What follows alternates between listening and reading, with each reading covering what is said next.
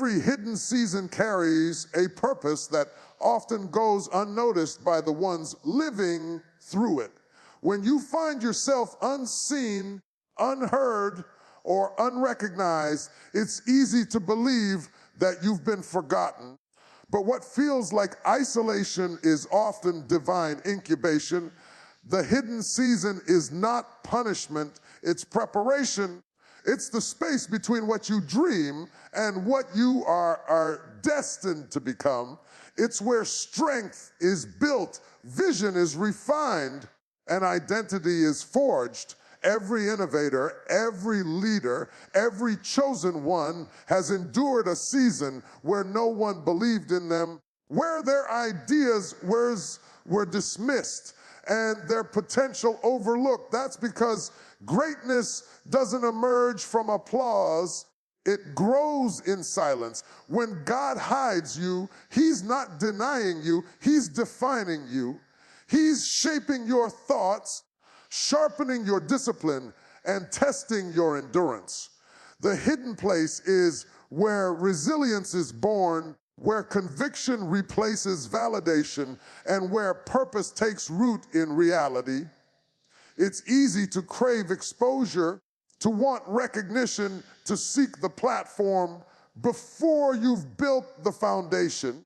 But true transformation happens when you learn to thrive without being seen. When you stop chasing validation and start cultivating value, you shift from needing approval to becoming unstoppable. Think about every great mind that ever changed the world. They were once just a name no one knew, working in silence, building, experimenting, failing, and learning. The process is not glamorous, but it is essential. The hidden season filters out the uncommitted. It separates those who want attention from those who are ready for impact.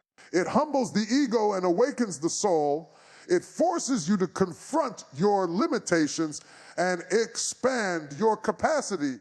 You begin to see that being unseen isn't about being unworthy. It's about being unready for the magnitude of what's coming.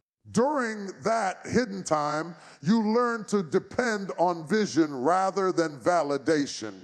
You learn to act without an audience, to believe without evidence, and to persist without praise.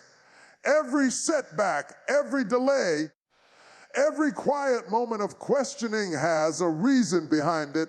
The hidden season is God's classroom for the chosen ones. It teaches patience, focus, and faith in the unseen.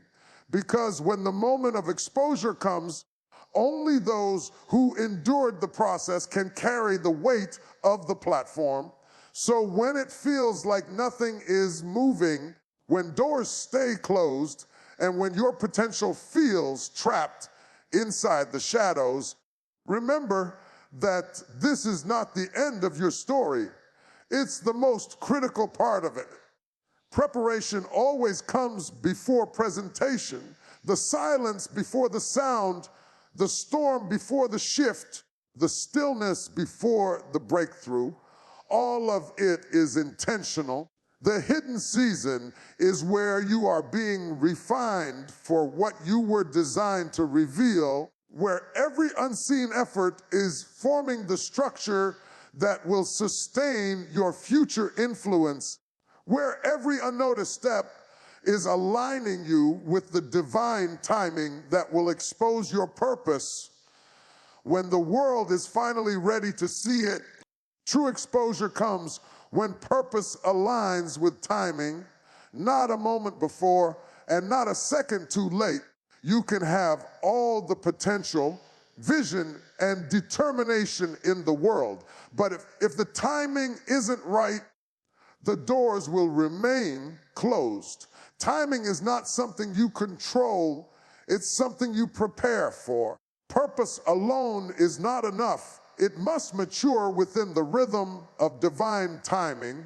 Many people rush into visibility, wanting to be seen, wanting to be known, but exposure that happens too soon destroys more than it builds.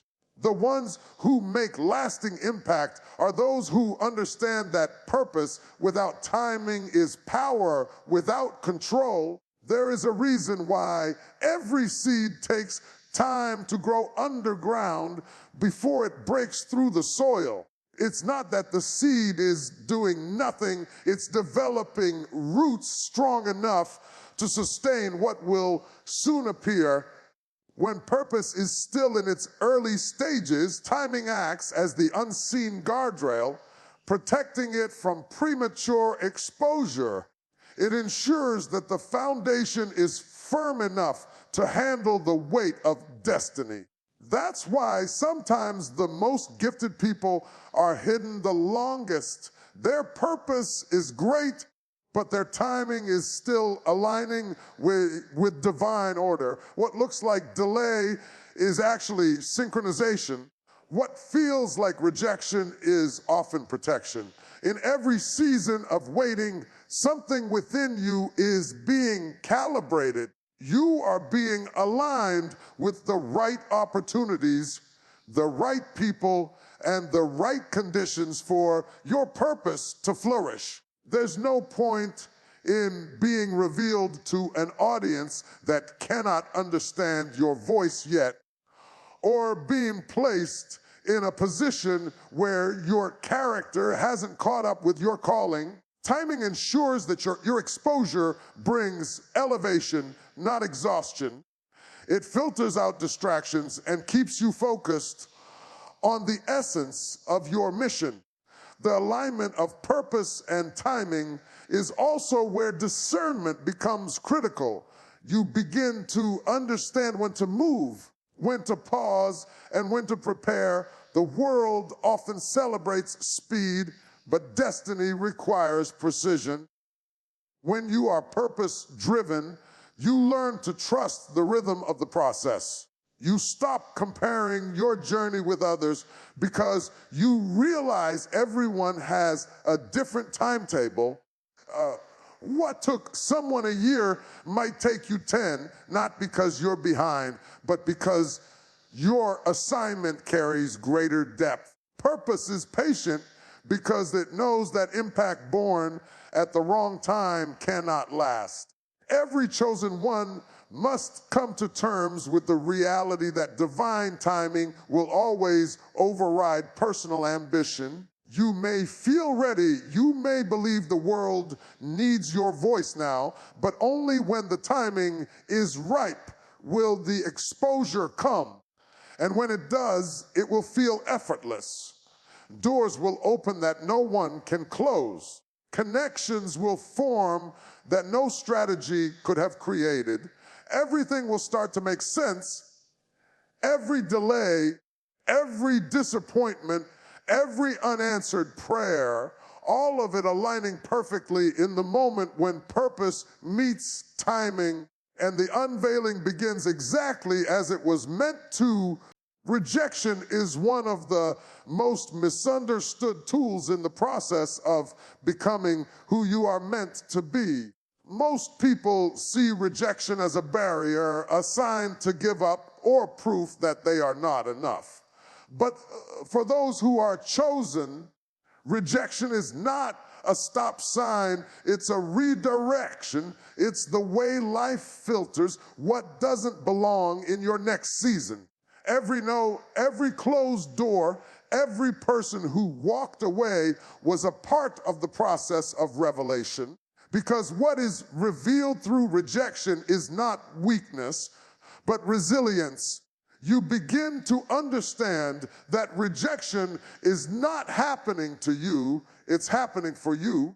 It's carving out space for the right opportunities, the right connections, and the right moments that align with your destiny. When something or someone rejects you, it exposes your dependency. You start to see where you placed your trust, your identity, or your confidence. It teaches you not to rely on external validation, but to anchor yourself in purpose. Those who have been chosen are often misunderstood because their calling doesn't fit conventional molds, they face doors that won't open because those doors are too small for the magnitude of their assignment. Rejection protects them from settling for something beneath their capacity. It feels painful in the moment, but it becomes a refining fire that shapes endurance and sharpens focus. Rejection is also a form of redirection toward growth. It pushes you out of comfort zones and into areas of creativity and innovation you never would have explored otherwise. When people reject your ideas, your vision, or your voice, it forces you to think deeper, to prove to yourself that your value does not depend on acceptance. The world's rejection often precedes divine promotion. Before any major breakthrough, there is always a season where nothing seems to work. It's a test of conviction. Will you still believe in your purpose when no one else does? That's the moment when revelation happens. You begin to see your worth not through the lens of others, but through the clarity of your calling. Every chosen one has walked through rejection disguised as failure. The innovators, the leaders, the visionaries all have faced moments where they were told no, where they were laughed at, where they were ignored. But rejection has a way of awakening the dormant fire within. It teaches humility and hunger at the same time.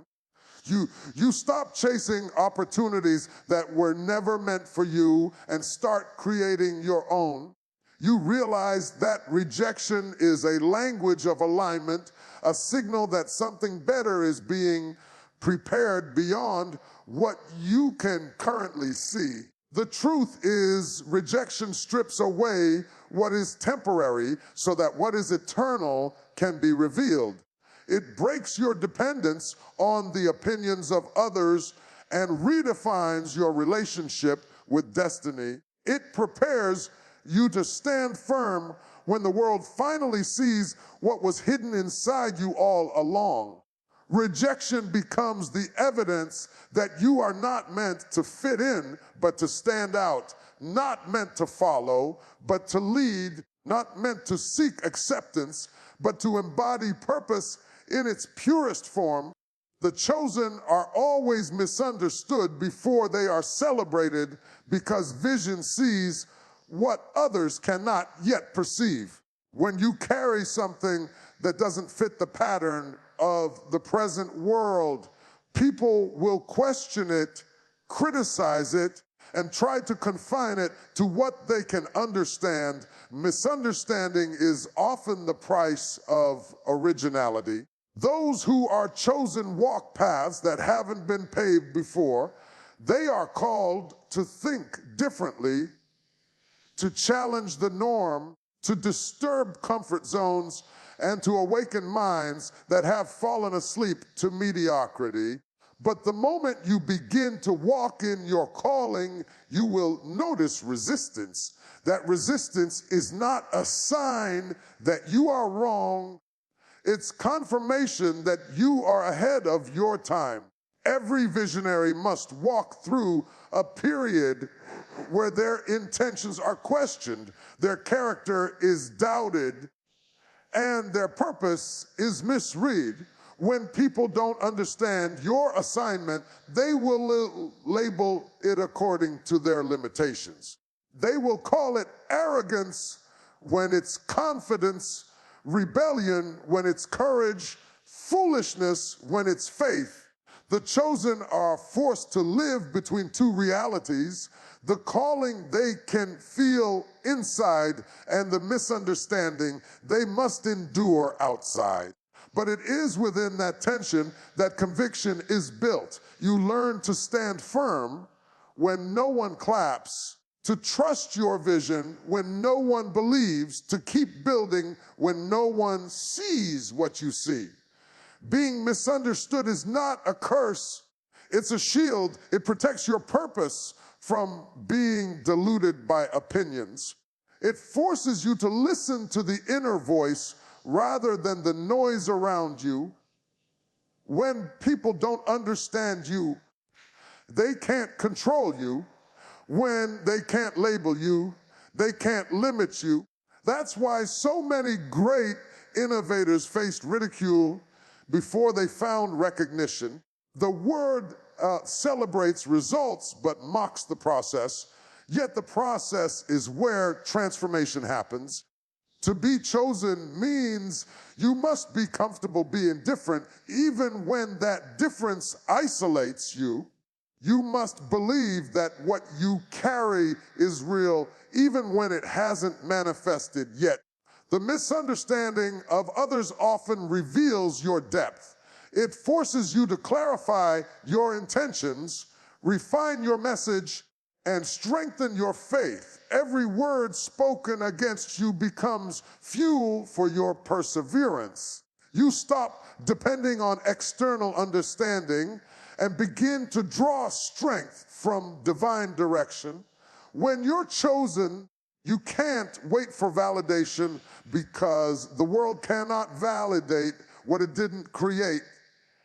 You learn to keep moving even through confusion because something inside you knows that time will reveal what people cannot yet grasp. When purpose begins to unfold, the same people who misunderstood you will eventually see the truth. But before that moment comes, you must endure the loneliness of being unseen for who you truly are. The chosen ones walk through seasons of silence, seasons of skepticism, seasons of solitude, all while carrying a fire that refuses to die. Misunderstanding shapes humility, teaches patience, and solidifies the strength required to handle future influence. It separates you from those who follow trends and positions you among those who create them. Innovation requires courage to challenge the norm because progress is never born out of comfort. Every breakthrough begins with a question. Every transformation starts with defiance against what has always been accepted. To innovate means to look at what exists and dare to believe it can be better, faster, smarter, or more meaningful. But courage is the unseen force behind every innovation. Without courage, ideas remain dreams and potential remains unused. It takes an unshakable boldness to stand against systems that have grown comfortable in stagnation and to say, there's a better way. Courage is not the absence of fear. It's the decision to move forward despite it. Those who innovate are not fearless. They are simply unwilling to be limited by fear. Innovation is disruptive by nature. It unsettles traditions, challenges expectations, and often threatens the status quo. That's why the courageous few who dare to introduce change are often met with skepticism or resistance. The world doesn't always recognize brilliance when it first appears. It often ridicules it. The courage to innovate means accepting that not everyone will understand your vision, not everyone will support your pursuit, and not everyone will see the value in what you're creating. Yet you move forward anyway, not because it's easy, but because the conviction inside you is louder than the doubt around you. Courage in innovation is also the willingness to fail publicly, to risk being wrong for the chance to be revolutionary. It means testing ideas that might not work, exploring paths that might not lead anywhere, and standing tall when results don't come immediately. The innovators who change the world are not the ones who avoid mistakes. They are the ones who refuse to let mistakes define them. Every failure becomes data. Every setback becomes strategy. Every disappointment becomes direction. Innovation feeds on perseverance as much as it does on creativity. Without the courage to keep experimenting, the spark of genius fades under the weight of fear. Challenging the norm is not rebellion for the sake of difference, it's purpose-driven disruption. It's the awareness that growth demands movement and movement demands risk. Courage empowers you to ask questions others are afraid to ask, to pursue solutions others don't believe in, to imagine realities that others can't see. The chosen ones are wired for this kind of courage. They are called to challenge what is so they can create what could be. They see beyond the limits of convention and recognize that every great idea was once called impossible. In a world that often rewards conformity, courage becomes the foundation of innovation. It's what separates thinkers from doers, dreamers from builders, and followers from leaders. The courage to challenge the norm is what propels humanity forward, what redefines boundaries, and what opens new dimensions of possibility. Those who carry this courage don't wait for permission to create. They understand that the very act of creating is permission in itself. They know that change is uncomfortable, but stagnation is unbearable, and they choose to build even when the world says it cannot be done. God reveals those who are ready to redefine the future, because revelation is never random, it is strategic. The moment of exposure is not simply about being seen, it's about being trusted with responsibility. When God begins to reveal someone, it's because that person has reached a level of inner maturity to carry the weight of vision without losing balance. The chosen ones are not revealed when they crave attention, but when they are prepared to serve purpose. Redefining the future requires more than ambition. It demands discipline, resilience, and a deep sense of alignment with something greater than oneself. The world doesn't need more visible people. It needs people whose visibility produces transformation. Revelation is the divine acknowledgement that preparation has met purpose. Before revelation comes refinement. There is always a process that happens in the unseen where character is tested, motives are purified, and vision is sharpened. Those who are ready to redefine the future have learned to master silence, to grow without applause, and to create without recognition. They have endured failure, embraced correction, and developed the humility to listen while maintaining the courage to lead. When revelation comes, it's not the beginning of greatness, it's the confirmation of readiness. God doesn't reveal the unready because exposure without foundation leads to collapse. The reason some are still hidden is because their preparation isn't complete. But when the time is right, revelation comes suddenly, and those who were ignored become essential. To redefine the future means to challenge the assumptions of the present. It means carrying ideas, principles, and innovations that shift the way people think and live. The revealed ones become architects of new systems, builders of new pathways, and voices of new perspectives. They are not revealed for popularity, but for impact.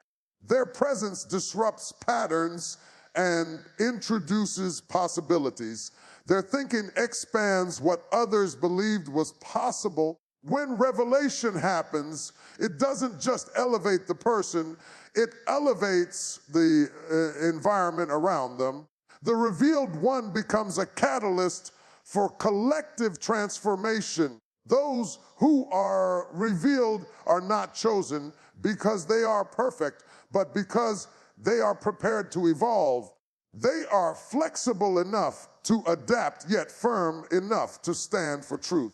Redefining the future requires vision that transcends trends, faith that outlasts failure, and persistence that defies doubt. The chosen ones carry this combination. They are equipped with both creativity and conviction. Their purpose is not to fit into what exists, but to build what's next.